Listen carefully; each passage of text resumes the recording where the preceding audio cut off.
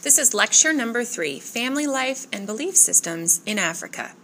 As we continue to read Chinua Achebe's Things Fall Apart, you are probably beginning to notice more and more about life in Okonkwo's village.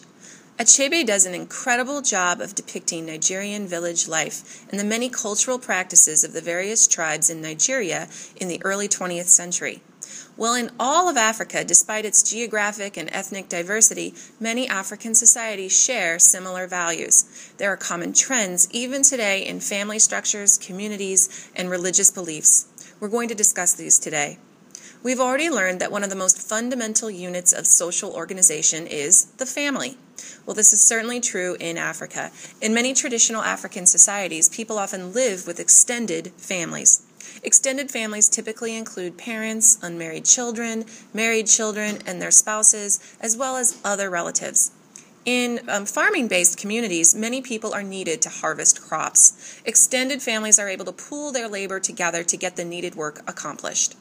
Many extended families live in a common living area made up of different compounds. The eldest male typically leads the family. We certainly see this in Okonkwo's village in Things Fall Apart. In many parts of Africa, people draw much of their heritage from their lineage or their clan. Lineage is a term that we use to describe how people can trace distant family members or kin from a common ancestor. Many times in villages across Africa, people feel they have a special bond with distant relatives from the same lineage. In some villages in Africa, like what we see in the book we're reading, people who can trace their ancestors in this manner live all together in a village in what we call a clan. These groups of people, called clans, share distant relatives even if they're not directly related. These clans sometimes identify themselves over time with a particular ethnic and cultural background, as well as language or dialect of a particular language. These clans are a general feature across Africa, and clans differ tremendously across the continent in terms of cultural practices.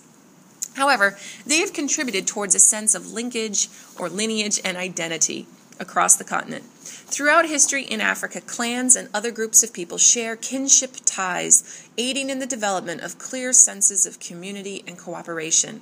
We see this already in the book Things Fall Apart in the village of Umofia. Many places in Africa are still like this today. Over time, places in Africa have seen powerful governments emerge. We've already learned about some of the early kingdoms that emerged, like the Kingdom of Mali, also known as the Malian Empire. We learned about powerful rulers like Mansa Musa. Many places in Africa have experienced this type of leadership over the years, but for the most part, the village, for many people in Africa, serves an organizational role in people's lives. In many villages, people meet together in large forum-like discussions in order to make important decisions. We've also seen this in the book we are reading.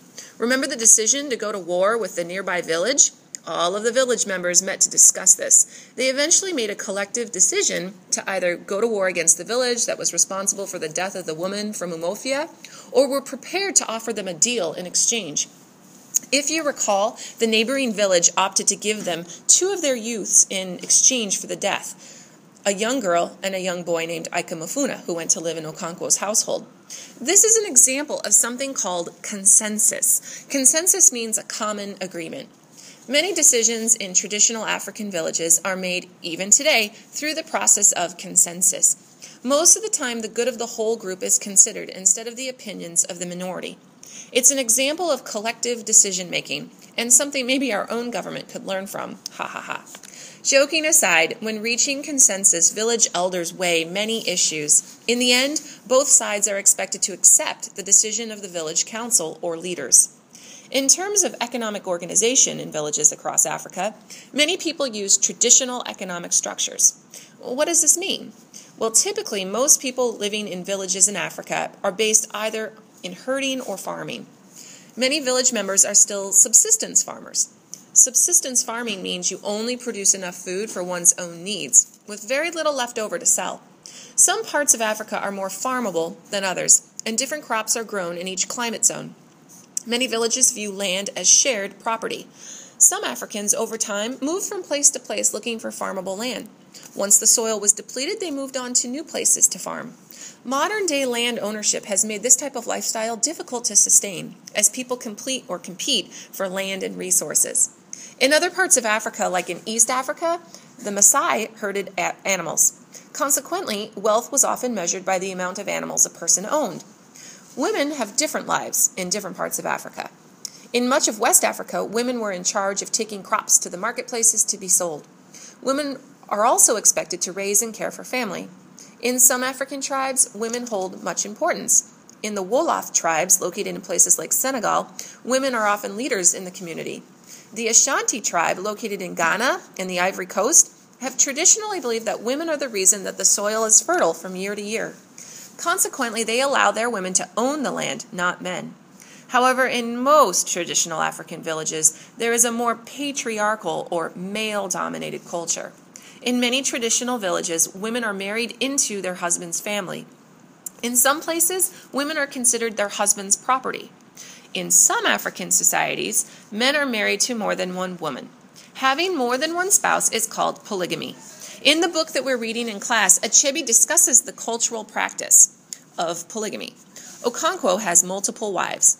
Polygamy is sometimes based on traditional or strict interpretation of a belief system. For instance, having up to 4 wives is permitted under Sharia law in Islam, but most Muslims in the world do not practice this interpretation of Islam. Sometimes cultural practices result from these belief interpretations. This has happened in parts of Africa, as well as in other cultures throughout the world. In some African societies, the measure of a man's wealth is sometimes determined by his ability to have or support multiple wives. Essentially, polygamy in some societies can be a sign of prestige or wealth. It's a status symbol. In other parts of Africa, bride wealth is practiced. In some parts of Africa, it is normal for women to marry at age 14 or 15. However, men traditionally marry much later once they are able to support a family. Sometimes this means that they are much older, sometimes at least age 30, before they have the means to support a family. In some African cultures, it is normal for a man to offer a family compensation for the right to marry their daughter. In some cattle herding societies, this means giving a family a certain number of cattle to prove themselves to the family and show respect for their daughter. I think it's really easy for the Western world to cast judgment on these cultural practices because we're looking at it from our value set or value system.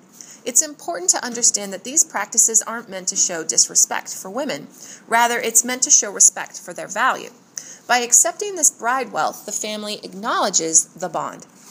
In some African societies, there are matrilineal lines followed. Matrilineal means that the inheritance is determined by the mother's or female's family line instead of the father's or male's. This is true in cultures like the Ashanti culture, where a child's uncle might have a closer bond with a child than the child's own father. However, most societies in Africa are patrilineal, which means that people trace their ancestry and land ownership through the father's or male's lineage. In many parts of Africa, something called the age grade system is practiced. An age grade means that all the boys and girls born in a particular year, perhaps similar, to how all of you are placed in the same grade at school based on your birth year, in these places, kids work together at certain times of their life to have certain milestones shared together. In many traditional villages, young people pass through particular stages of life together and form a special bond as a result. Kids learn about their cultural practices together and they share certain experiences at the same time. This helps kids in villages develop a sense of community and helps them learn to cooperate with each other. In some parts of Africa where Islam is practiced, students attend Quranic schools. There, boys are taught Arabic, the language that the Quran is written in and that Muslims are required to learn for scriptural study, and they learn to recite the Quran for religious purposes. We've already learned about how Islam spread to various parts of Africa, in part due to powerful leaders like Mansa Musa from Mali. There are many belief systems found in Africa. Many people learn of their origins via oral tradition and village religious celebrations. Many of these have developed into unique cultural practices and include songs, dances, celebrations, and ceremonies. Most African early belief systems were monotheistic, meaning that they were based on a belief in one God. Most early belief systems not only had a belief in a supreme being, but also believed in lesser saints as well. or spirits. In some villages, people might make special offerings to these lesser saints or spirits. In many African societies, people honor and worship the spirits of their dead ancestors. And in some African societies, there is a belief in a type of reincarnation, that is to say that the spirits of ancestors express themselves in future generations. Some cultures practice animism, which is a belief that all objects or things in nature possess a spirit. These cultures believe that the spirits must be respected and praised as part of the supreme being world. In some parts of Africa, there are special village members who are regarded as having special healing powers or are spiritual beings who can connect with the spiritual world. These people are known as diviners and healers. We might compare these people to what we call a medicine man or woman. These people are often given the task of healing the sick using traditional medicines or practices. They also offer spiritual advice to villagers. Other belief systems in Africa include Christianity, Judaism, and Islam. But more on those later. Thanks for listening. Bye.